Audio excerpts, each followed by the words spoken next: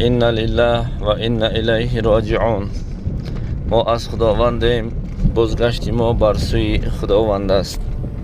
السلام علیکم دوستان عزیز، برادران و خواهران و اینچنین هر کسی که همین نوا را گوش دارید، تماشا دارید.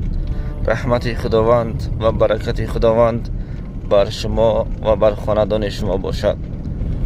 البته مرگ حق است. دیر یا زود هر یکی ما جان را به حق تسلیم میکنیم و به دنیای آخرت، یعنی که به دنیای حق میرسیم. اینچنین یکی از بهترین شخصیت ها، خاکسارترین انسان، اینچنین یکی از هنرمند اکای بختیار رحیموف که هر یکی ما با نام و با تخلصی غریب شاه کمپانی میشناسیم.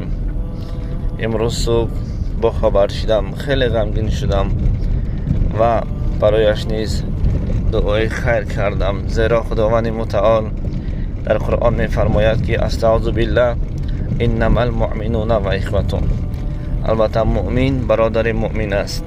پس مصیبت بالای یک برادر می آید، این مصیبت را ما باید همچون بالای خودمان آمد قبول داریم و غمخوار همان برادر باید باشیم. از خداوند متعال خواهان آن هستم که این برادر ما و شما را رحمت کند، اکای بختیار را روحش را شاد، آخرتش را آباد، قبرش را پرنور بگرداند، از گناه های کردهش بگذرد، زیرا خداوند رحمان و رحیم است. خداوند بسیار بزرگ است، خداوند بخشنده است. بر فرزندان اهل بیت خویش و تباران صبر جمیل خواهان هستیم. البته در این دنیا میگن از خوب باغ میماند، از بد داغ میماند.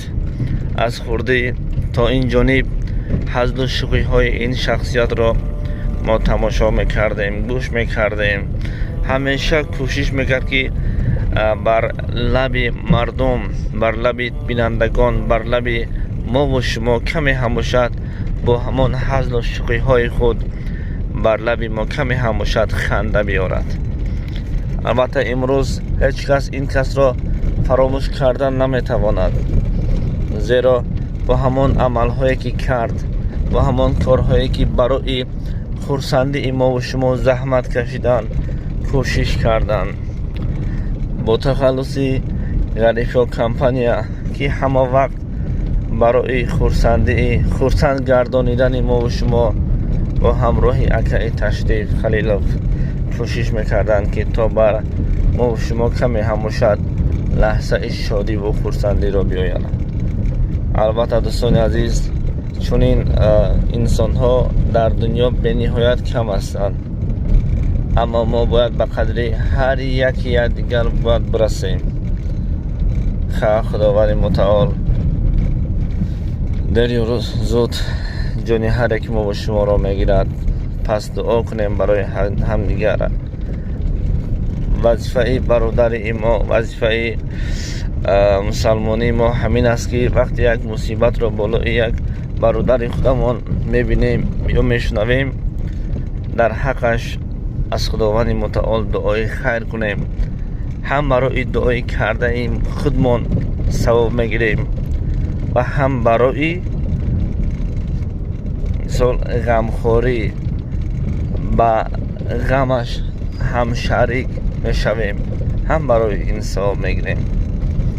باز یک بار دیگر خداوند متعال روحی اکای بختیار را شاد، آخرتش را آباد، قبرش را پرنور گرداند و به فرزندان اهل بیت خویش و تباران صبر جمیل عطا فرماید.